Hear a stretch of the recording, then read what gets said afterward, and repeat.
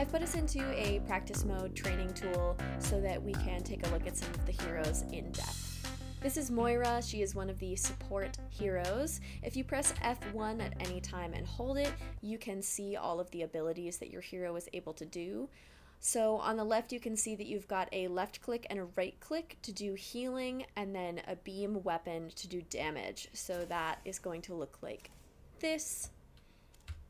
And then if you press E, you launch Biotic Orb, which will either heal allies or damage nearby enemies. So when you do this, you get to select which one you want.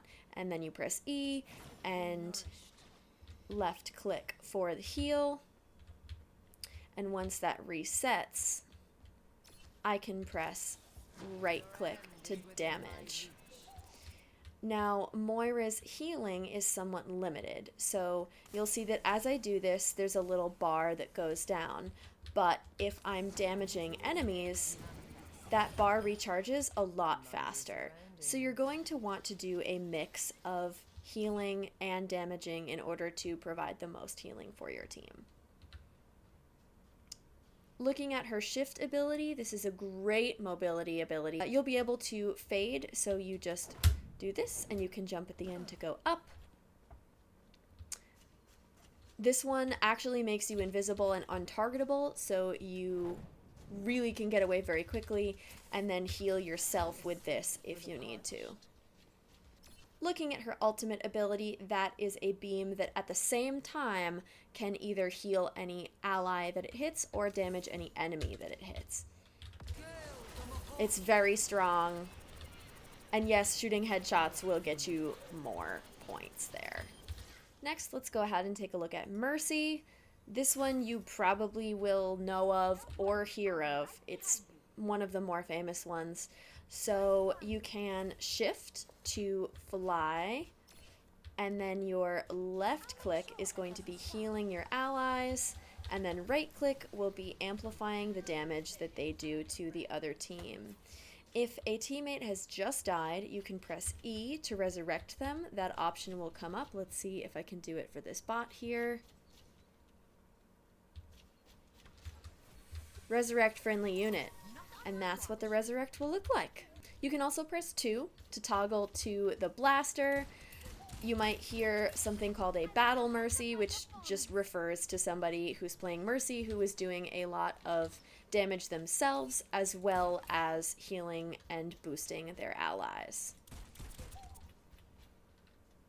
You can just press 1 to get back to your staff, which will have the main abilities for Mercy.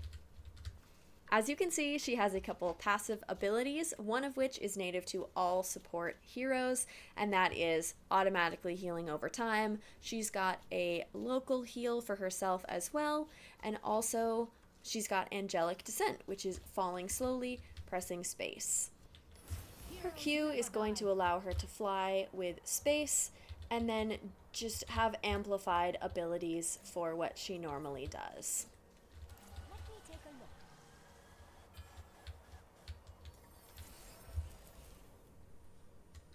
Ashe is a pretty standard damage hero. She is going to left click to shoot with her gun. If you right click, that's going to be a scope for the same gun. And there's not actually a ton of heroes on here that have scopes, and I really like using scoped weapons in games, so I find this one to be a lot of fun. That one's also going to do an increased amount of damage with that scope.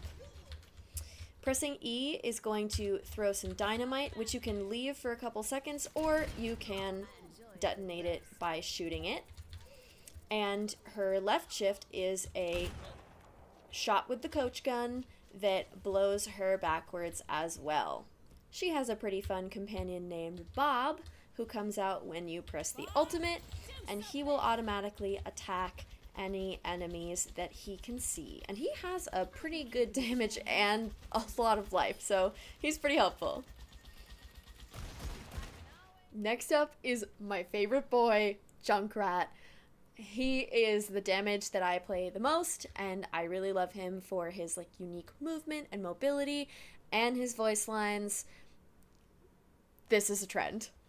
So, He has a explosive shot that will bounce around and do damage on impact, or also when it explodes, that's left click. Pressing, oh, I kind of no-scoped that one. Pressing E will set a trap that will trigger when an enemy walks into it, and it'll hold them in place so that you can more easily shoot them.